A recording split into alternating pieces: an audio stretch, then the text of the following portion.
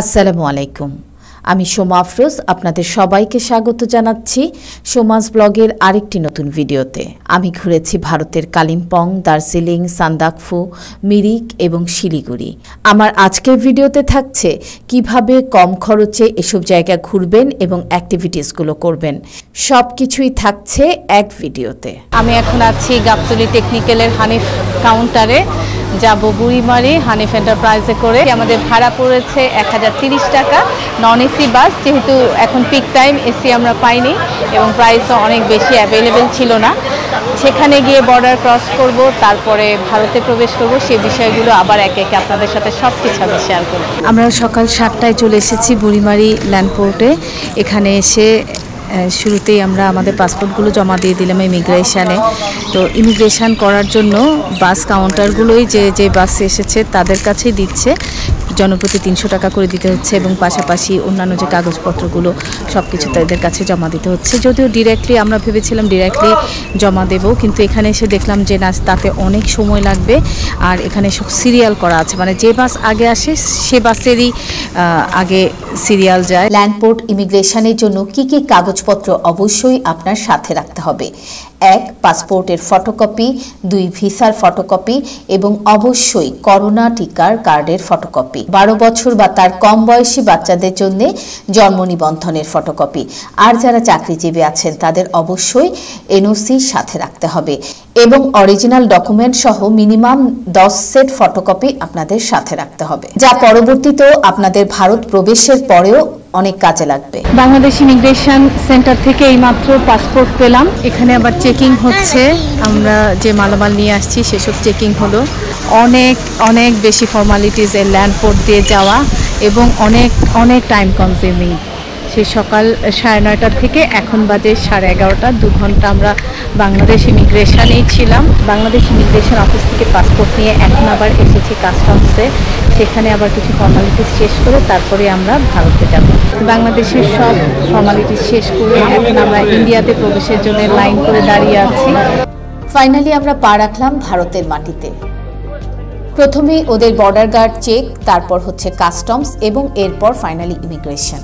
Customs পার হয়ে এই যে জায়গাটা দেখছে, এখানে অনেকগুলো মানি এক্সচেঞ্জের দোকান। আমরা এমন একটি মানি এক্সচেঞ্জের দোকান সোনার বাংলায় ঢুকলাম। ওরাই আমাদের পাসপোর্ট এবং অন্যান্য কাগজপত্র নিয়ে নিল ইমিগ্রেশনের জন্য এবং পার হেড 200 টাকা করে ওদেরকে দিতে হলো। তবে সেখানে খুব একটা ঝামেলা আমাদের হয়নি, সব কাজ যারা আমাদের পাসপোর্ট নিয়েছেন তারাই করে দিয়েছেন। আমাদের শুধু লাইনে দাঁড়িয়ে ছবি তুলতে হয়েছে এবং ফিঙ্গারপ্রিন্ট দিতে হয়েছে। আমরা এই গাড়িটা ঠিক করলাম 2400 টাকায় রুপি। এখন শিলিগুড়ি যাব, তারপর সেখান থেকে আবার আরেকটা ট্যাক্সি ভাড়া করে আবার কালিম্পং যাব। চ্যাংরাবান্ধা থেকে শিলিগুড়ি পৌঁছতে ট্যাক্সিতে করে আমাদের পুরো 2 ঘন্টা সময় লাগলো। এখানে শিলিগুড়ির এসএনটিতে ট্যাক্সি আমাদের নামিয়ে দিল।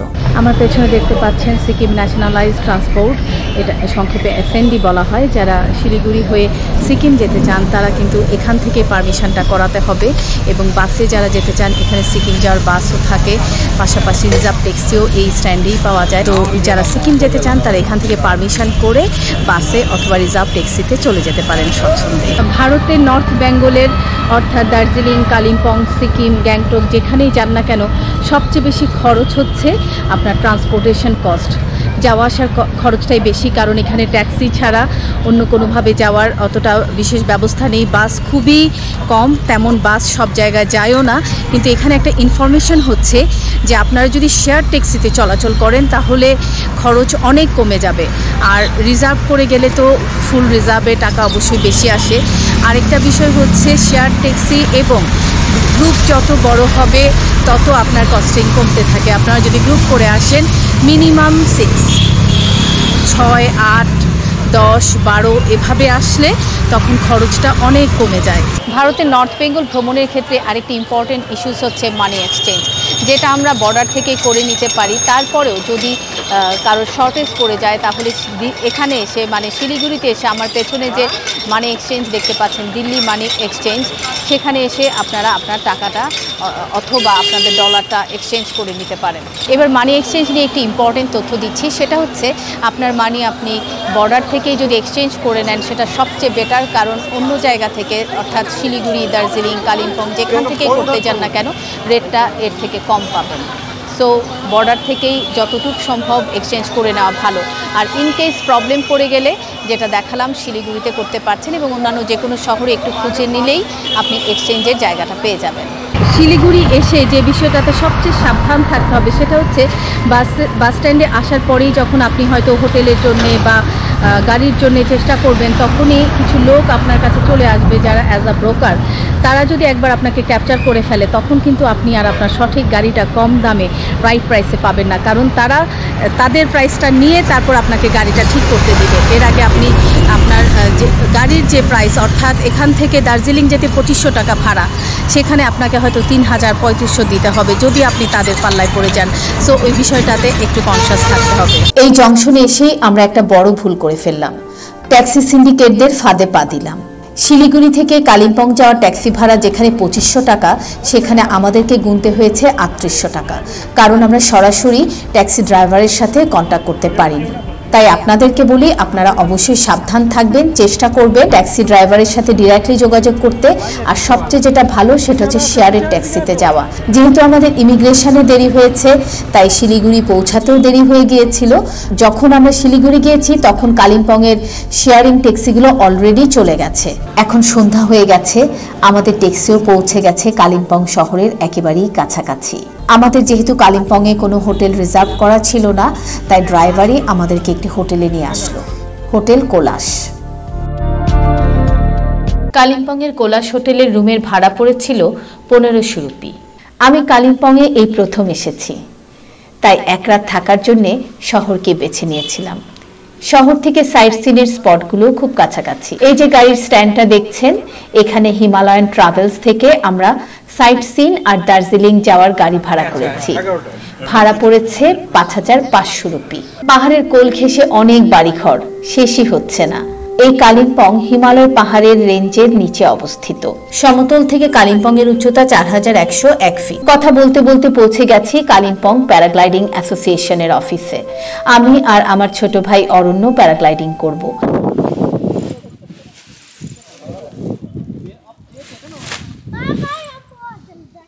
ठीक है मैम? हाँ ठीक है।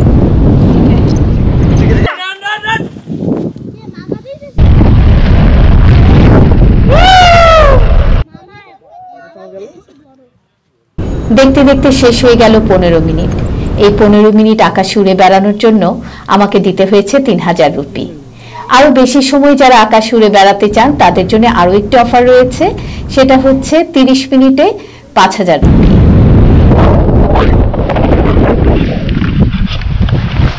ओके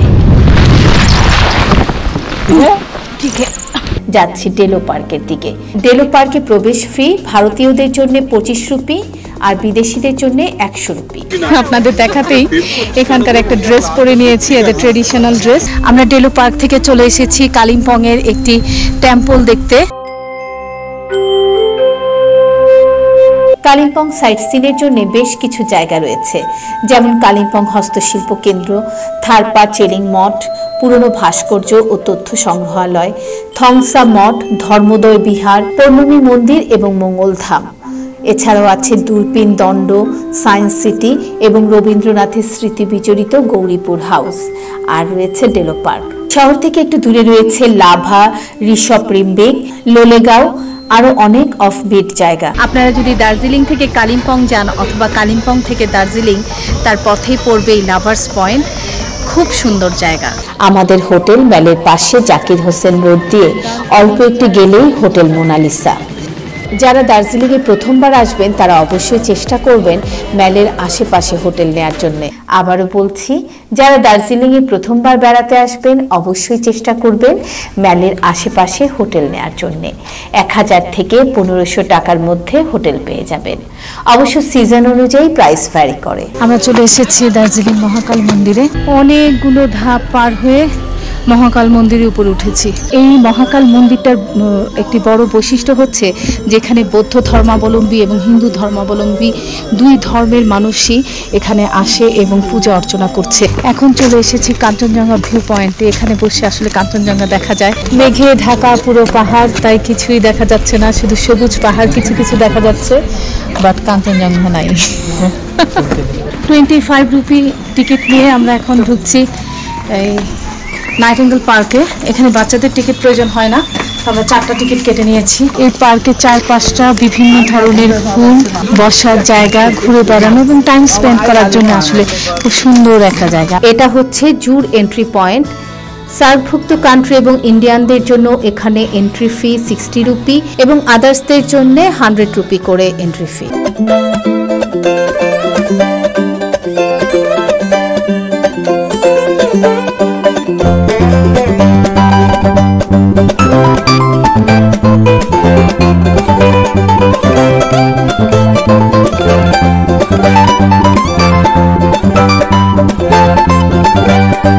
এই যে এটা হচ্ছে গ্লিনারিস, শতবর্ষের পুরনো ব্রিটিশদের হাতে গড়া বিখ্যাত রেস্টুরেন্ট, বার এবং বেকারি। দার্জিলিং এর একটি জনপ্রিয় শপ হচ্ছে এই গ্লিনারিস। দার্জিলিং এ এসে গ্লিনারিসে না আসাটা আসলে একটা বড় ধরনের মিস হয়ে যাবে। ক্যাভেন্টার্সে নাস্তা করার জন্য আমরা অনেক সকালেই চলে এসেছিলাম, এসে জানলাম যে সকাল 8টায় খুলবে, তো আমরা অপেক্ষা করছি। ক্যাভেন্টার্স 112 বছরের পুরনো এই রেস্টুরেন্ট, ব্রিটিশ পিরিয়ডের এই রেস্টুরেন্টে খেতে এসে সত্যি অ্যামেজিং লাগছে। অনেক আগে থেকে ইচ্ছে ছিল, কারণ অনেক শুনেছি, অনেক জেনেছি এই রেস্টুরেন্ট সম্পর্কে। দার্জিলিং এ এসে ক্যাবল কারে চড়াটা সত্যি এক্সাইটিং, তাই আমরাও এসে পড়েছি ক্যাবল কারে চড়ার জন্য।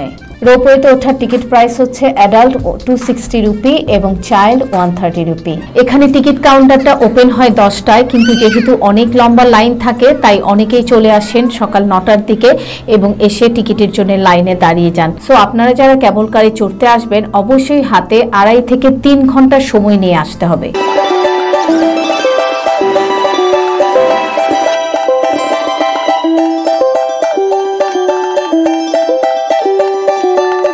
রোপওয়ে থেকে আমরা সোজা চলে এসেছি বুদ্ধিস্ট টেম্পল। এটা জাপানিজ বুদ্ধিস্ট টেম্পল।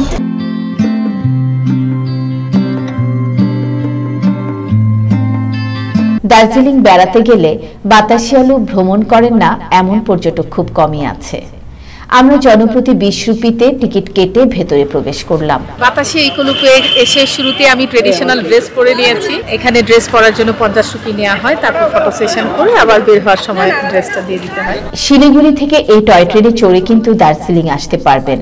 ভাড়া পড়বে 1400 থেকে 1500 রুপি। আবার এই টয় ট্রেনে জয় রাইডের ব্যবস্থাও রয়েছে। দার্জিলিং স্টেশন থেকে ঘুম হয়ে আবার দার্জিলিং ফিরে আসা। এতে জনপ্রতি ভাড়া পড়বে স্টিম ইঞ্জিনে 1500 রুপি আর ডিজেল ইঞ্জিনে 1000 রুপি। বাতাসিয়া লুপ থেকে আমরা এখন এসেছি অরেঞ্জ ভ্যালি টি গার্ডেনে। দার্জিলিং এর একটি জনপ্রিয় টুরিস্ট পয়েন্ট এটি। যারা দার্জিলিং বেড়াতে আসেন টুরিস্টরা এই টি গার্ডেনে আসেন। অরেঞ্জ ভ্যালি টি গার্ডেনের উপর দিয়ে এবার যাচ্ছি রক গার্ডেনে। রক গার্ডেনেও প্রবেশ ফি রয়েছে, জনপ্রতি 20 রুপি। দেখুন কি অসাধারণ সুন্দর ঝর্ণা, অনেক উপর থেকে কিন্তু এই পানি নেমে এসেছে। আমরা এখন হচ্ছে একদম লোয়ার স্টেপে আছি, তারপর সিঁড়ি দিয়ে বেয়ে আবার উপরে উঠতে হবে, তখন উপরের জায়গাটাও দেখতে পাবো। Bye bye Darjeeling. আমাদের প্ল্যান হলো শেয়ার ট্যাক্সিতে করে যাব মানেভঞ্জন। সেখান থেকে প্রয়োজনীয় পারমিশন নিয়ে জিপ ভাড়া করে চলে যাব সান্দাকফু, নিজের চোখে কাঞ্চনজঙ্ঘা দেখতে। মানেভঞ্জন যাওয়ার জন্য অবশেষে আমরা একটি শেয়ার ট্যাক্সি পেয়ে গেলাম। এখানে পার হেড 100 রুপিস করে পড়বে। রাস্তার সৌন্দর্য দেখতে দেখতে মাত্র 1.5 ঘন্টার মধ্যে আমরা চলে এলাম মানেভঞ্জনে। এই চেকপোস্টে শুধু ফরেনার নয়, ইন্ডিয়ানদেরও এন্ট্রি করে তারপর সান্দাকফুতে যাওয়ার জন্য পারমিশন পেতে হয়। সান্দাকফু যাওয়ার পথে মানেভঞ্জনের এই চেকপোস্টে আমাদের জমা দিতে হয়েছিল পাসপোর্টের ফটোকপি, ভিসার ফটোকপি এবং করোনা টিকার সার্টিফিকেটের ফটোকপি। এই যে এটি হলো সিঙ্গালিলা ল্যান্ড রোভার্স ওনার্স অ্যাসোসিয়েশনের কাউন্টার। এখান থেকে সান্দাকফু যাওয়ার গাড়ি ভাড়া করতে হয়। এখানে রেট একদম ফিক্সড। আমরা বাচ্চাদের কথা চিন্তা করে এবং একটু আরামে যাওয়ার জন্য একটা বলেরো জিপ ভাড়া করলাম। 1 রাত থাকবো বলে যাওয়া আসা নিয়ে আমাদের ভাড়া পড়ল 5500 রুপি। জিপ ভাড়া করার পর আমাদের জানানো হলো আমাদের এখানকার লোকাল পুলিশের পারমিশন লাগবে, যেহেতু আমরা বিদেশি। বৃষ্টির মধ্যে ছুটোছুটি করে আমরা পারমিশন নিলাম, পাসপোর্ট আর ভিসার কপি জমা দিলাম, টাকা লাগলো 100 রুপি। জিপে মালামাল উঠিয়ে যাত্রা শুরু করার কিছুক্ষণ পর আমাদের থামতে হলো সিঙ্গালিলা ন্যাশনাল পার্কের অফিসের সামনে। এখান থেকে আমাদের গাড়ি এন্ট্রি করে নিলাম 400 রুপি দিয়ে। খুব জরুরি ইনফরমেশন হচ্ছে বেলা 3টার পর এই অফিস থেকে আর কোনো পারমিশন দেয়া হয় না, অর্থাৎ সান্দাকফু যেতে হলে আপনাকে বেলা 3টার আগে এসে এখান থেকে পারমিশন নিতে হবে। এরপর এলে ওই দিন আর সান্দাকফু যেতে পারবেন না। দার্জিলিং থেকে এ পর্যন্ত আমাদের খরচটা আপনাদের সাথে শেয়ার করি। দার্জিলিং থেকে শেয়ার জিপে মানেভঞ্জন পর্যন্ত আমাদের লেগেছে 800 রুপি। এরপর পুলিশের কাছে পারমিশন নিতে লেগেছে 100 রুপি। একজন গাইডের জন্য দিতে হয়েছে 1200 রুপি, আর এই জিপের জন্য 5500 রুপি। এখানে আসার আগে হোমস্টে নিয়ে অনেকে অনেক কথা বলেছে। হোমস্টে আমরা কেন আগে বুকিং করে এলাম না, এখানে হোমস্টে পাওয়া কঠিন, পেলেও দাম অনেক বেশি, এসব কথাকে উড়িয়ে দিয়ে মাত্র 1500 রুপিতে পেয়ে গেলাম আমরা একটি চমৎকার হোমস্টে। এখন আমি আছি ভারত নেপালের বর্ডার সান্দাকফুতে এবং আপনাদের সাথে শেয়ার করছি কাঞ্চনজঙ্ঘার সৌন্দর্য।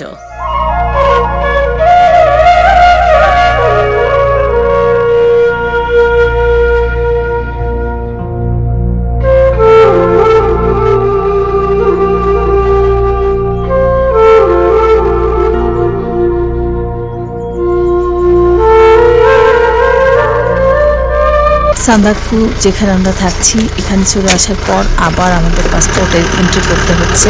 সান্দাকফু আসতে আমাদের প্রায় 6টা পয়েন্টে পাসপোর্ট দেখাতে হয়েছে, আন্ডারটেকিং লেটার দিতে হয়েছে।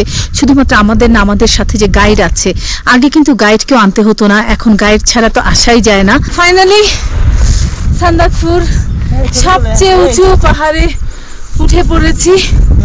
ঘড়ির কাঁটা বলছে এখন 9:30 বাজে। যাওয়ার পথে দর্শনীয় স্থান পড়বে কালাপুখরি, টুমলিং, মেঘমা, চিত্রে। সান্দাকফু যাওয়া আসার পথেই পড়ে কালপুখরি। এখন আমরা নেমেছি কালপুখরিতে। এখন সকাল 10:30 বাজে। আমরা চলে এসেছি গৌরীবার সান্দাকফু থেকে। এখানে আমরা আমাদের সকালের নাস্তা করব। আমি এখন আছি অসম্ভব সুন্দর একটা জায়গা, যার নাম হচ্ছে টুমলিং। এখন আমি এসেছি মেঘমাতে। আমার পেছনে যে মনস্ট্রি দেখতে পাচ্ছেন, এটা হচ্ছে চিত্রে মনস্ট্রি, পাহাড়ের উপরে। পেছনে দেখাচ্ছি আমার পেছনে যে পাহাড়ে মেঘ ঘুরে বেড়াচ্ছে। মানেভঞ্জন থেকে এখন আমরা নেপালে যাচ্ছি, নেপালের ভিতর। ওয়েলকাম টু, আমার পেছনে লেখা ওয়েলকাম টু নেপাল। আজ 9 মে 2022। আমি যাচ্ছি মানেভঞ্জন থেকে মিরিক। মানেভঞ্জন টু মিরিক জিপ ভাড়া পড়েছে আমার 2000 রুপি। মিরিক লেককে কেন্দ্র করেই বেশিরভাগ হোটেলগুলো, আর সবাই লেকের পাড়েই থাকতে চান। আমরাও লেকের খুব কাছে একটি হোটেল নিয়েছি থাকার জন্য, ব্লু লেগুন।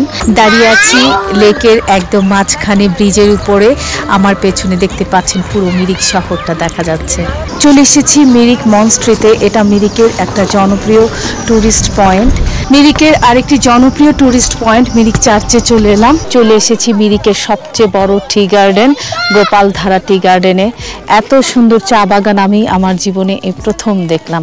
এখন আমি চলে এসেছি মিরিক হেলিপ্যাডে বা মিরিক ভিউ পয়েন্ট। এখান থেকে পুরো মিরিক শহরটা দেখা যায়, খুব সুন্দর। চারপাশ দিয়ে মেঘের ওড়াউড়ি, মেঘ উঠছে পুরো শহরের উপর দিয়ে। মিরিক থেকে এখন আমরা চলে যাচ্ছি শেয়ার ট্যাক্সিতে করে শিলিগুড়ি। এখন বাজে দুপুর 1টা। আমি একটি শেয়ার গাড়িতে করে মিরিক থেকে শিলিগুড়ি যাচ্ছি। শেয়ার গাড়িতে আমাদের জনপ্রতি ভাড়া পড়েছে 200 রুপি করে। শিলিগুড়ির যে হোটেলে আমি ছিলাম সেটা হচ্ছে জংশনের ঠিক পাশের গলিতেই সাগর হোটেল নাম। আর এই রোডেই আপনারা পেয়ে যাবেন অনেকগুলো হোটেল, একটা রিজনেবল প্রাইসের মধ্যে। আপনারা অনেক ছোট ছোট রেস্টুরেন্ট রয়েছে যেখানে সকালে ব্রেকফাস্ট, রাতের খাবার, দুপুরের খাবার খেয়ে নিতে পারেন। এখানে ভাড়া 1500 থেকে শুরু করে 3000, 4000 পর্যন্ত আছে, এসি, নন এসি। এখন যেহেতু বিকেল হয়ে গেছে, তো আজকে আমার প্ল্যান হচ্ছে প্রথমে যাব ইসকন মন্দির, তারপর সন্ধ্যাটা কাটাবো মার্কেটে। বেশ বড়সড় জায়গা নিয়ে এই ইসকন মন্দিরটি। এখান থেকে একটা অটো নিয়ে চলে গেলাম হংকং মার্কেট। বিশাল মার্কেট, কি নেই এখানে। পরের দিন সকাল সকাল ঘুম থেকে উঠেই নাস্তা করার জন্য বের হলাম। অবাক করা বিষয় হলো, আশপাশটা অনেক খুঁজেও নাস্তা করার জন্য তেমন কোনো ভালো রেস্টুরেন্ট পেলাম না। আর যেগুলো পেলাম সেগুলোতে বসে খাওয়ার ইচ্ছে হলো না। ভালো রেস্টুরেন্ট কোনোটাই এখনো খোলেনি, এরা বোধহয় দুপুরের আগে খুলবে না। তাই নাস্তা না করেই ছুটলাম সায়েন্স সিটির দিকে। শিলিগুড়ি সায়েন্স সিটি বেশ ভালো, এমনটা শুনেই আমাদের ট্যুর প্ল্যানে সায়েন্স সিটি রেখেছিলাম। অটোতে করে সায়েন্স সিটি যেতে আমাদের ভাড়া পড়েছিল 200 রুপি। সায়েন্স সিটির বাইরে নাস্তা করার জন্য কোনো রেস্টুরেন্টই পাওয়া গেল না। সবার তখন প্রচণ্ড খিদে পেয়েছিল। সায়েন্স সিটির কাছাকাছি আছে সিটি সেন্টার শপিং মল, সেদিকেই এবার চললাম। জনপ্রতি 10 রুপি করে ভাড়ায় অটোতে উঠে বসলাম। সিটি সেন্টারের বাইরে বেশ কিছু রেস্টুরেন্ট রয়েছে যা আসলে টিনের চালা দিয়ে তৈরি, খুবই নর্মাল। এরিয়া সম্পর্কে আমাদের যেহেতু তেমন একটা ধারণা নেই, তাই কোথায় কি পাবো জানি না। তাই এরকম একটা রেস্টুরেন্টেই খাওয়ার জন্য বসে গেলাম। এখন সকাল 10:30 বাজে। এইমাত্র আমরা সিটি সেন্টারের সামনে এসে একটা রেস্টুরেন্টে বসে নাস্তা করছি। সকাল থেকে আমরা যেখানে ছিলাম জংশন রোড, সেখানে কিন্তু সব আবাসিক হোটেলগুলো আছে। অনেক ঘুরেও কোনো ভালো সকালে নাস্তা খাবার মতো কোনো রেস্টুরেন্ট আমরা পাইনি। ওই জংশন রোডে তো ছিলই না, মেইন রোডে এসে যখন দেখলাম কিছু ছোট ছোট হোটেল ছিল, কিন্তু এতটা অপরিষ্কার যে আমি তো সেখানে যেতে পারিনি। তারপর চলে এলাম এখানে সিটি সেন্টারে। এখানেও এসে দেখি যে একসাথে অনেকগুলো শপ রয়েছে, কিন্তু যে মেইন প্রবলেম যে পরিচ্ছন্ন না, পরিচ্ছন্ন। চলে এসেছি শিলিগুড়ি সিটি সেন্টার, সবচেয়ে বড় শপিং মল। সেন্টারের সামনেই আছে সাবওয়ে, তো বাচ্চাদের নিয়ে এখন সেখানেই যাচ্ছি। সিটি সেন্টারে ঘোরাঘুরি শেষ করে এবার আমরা গেলাম সায়েন্স সিটিতে। জনপ্রতি 25 টাকা করে টিকিট কেটে আমরা এখন সায়েন্স সিটিতে ঢুকছি। আমাদের ঢাকার বিজ্ঞান জাদুঘরের মতো এই নর্থ বেঙ্গল সায়েন্স সেন্টারের শুরুতেই ঢোকার প্রবেশ মুখে রয়েছে একটা বিশাল বড় ডাইনোসর। তারপর হচ্ছে লম্বা রাস্তা ধরে এখন আমরা এগিয়ে যাচ্ছি।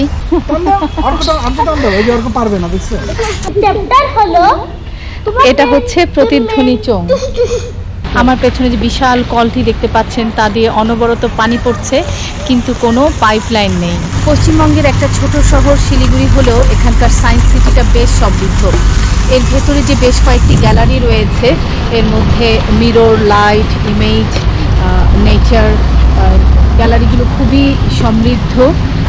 3D ভিশন থিয়েটারও ছিল। আমার বাচ্চারা তো 3D ফিল্ম দেখলো, তারপর আবার তাদের এত ভালো লাগলো যে আবার light, mirror, image, fun science এগুলো আবার ঘুরলো। তো অনেকটা সময় আমরা এখানে কাটিয়ে এখন ফিরে যাচ্ছি সায়েন্স সিটি থেকে। আমি এখন দাঁড়িয়ে আছি শিলিগুড়ির মহানন্দা ব্রিজে। এর নিচ দিয়ে বয়ে গেছে মহানন্দা নদী। আমি আমার পঞ্চগড় কাঞ্চনজঙ্ঘার টানে ভিডিওতে দেখেছিলাম বাংলাদেশের মহানন্দা নদী, তারই এক পাশ হচ্ছে এই পাশে। আজকে আমি আপনাদেরকে দেখাবো শিলিগুড়ির মহানন্দা। এখানের মহানন্দা একেবারে খালের চেয়েও চিকন, মৃতপ্রায় এক নদী। এখানে মহানন্দার পাড়টা খুব সুন্দর করে সাজানো হয়েছে। যেহেতু গ্রীষ্মকাল, তাই হয়তো নদীটা শুকিয়ে গেছে, কোনো সময় হয়তো প্রবণতা থাকে, তাই এতটা ভালো লাগছে না, কিন্তু পাড়টা খুব সুন্দর করে সাজানো। অনেকেই বিকেলে ঘুরতে এসেছেন এখানে। আজকে শিলিগুড়িতে আমার শেষ রাত, কালকেই চলে যাচ্ছি। তো আজকে আমরা এখানে একটা রেস্টুরেন্টে খেতে এসেছি, শেরে পাঞ্জাব। বেশ সুন্দর ছিমছাম রেস্টুরেন্ট, পাঞ্জাবি খাবার এখানে পাওয়া যায়, আবার অন্যান্য খাবারও রয়েছে। তো আমি এখানে আপনাদেরকে বলবো, আপনারা যদি চান খুব ভালো রেস্টুরেন্টে একটু দাম দিয়েও খেতে পারেন, আবার চাইলে স্ট্রিট ফুড খেতে পারেন খুব কম টাকার মধ্যে। সব খাবারই ভালো, পরিবেশটা ডিফার করে, এই আর কি পার্থক্য। আবার এখানে তো প্রচুর স্ট্রিট ফুড শিলিগুড়ি, এবং আমরা যত জায়গায় ঘুরলাম সব জায়গাতেই কিন্তু স্ট্রিট ফুডের মানও ভালো, তাও জায়গায় জায়গায় কিছুটা তো ভ্যারি করবেই। আরেকটা এখানে শিলিগুড়িতে খাওয়ার জন্য আরেকটা জায়গা আছে, সেটা হচ্ছে সুপার মার্কেটের ভেতরে অনেকগুলো খাবারের দোকান আছে, সেখানে খাবারগুলোও বেশ ভালো। ওখানেও খুব কম প্রাইসের মধ্যে, রিজনেবল প্রাইসে আপনি আপনার সকালের নাস্তা, দুপুরের খাবার খেতে পারেন। আবার পাশাপাশি কিছু ভালো বড় রেস্টুরেন্টও রয়েছে, সেখানেও খেতে পারেন অ্যাজ ইউর উইশ। খাবারের কিছু চলে এসেছে, এটা হচ্ছে বাটার নান, আর এটা হচ্ছে চিকেন কষা, বাটার চিকেন। আমাদের আরেকটা আইটেম জিরা আলু চলে এসেছে। জিরা আলু একটা পাঞ্জাবি আইটেম, খুবই টেস্টি। আমাদের বিরিয়ানি চলে এসেছে, পাঞ্জাবি চিকেন বিরিয়ানি, মাত্র 175 রুপিতে।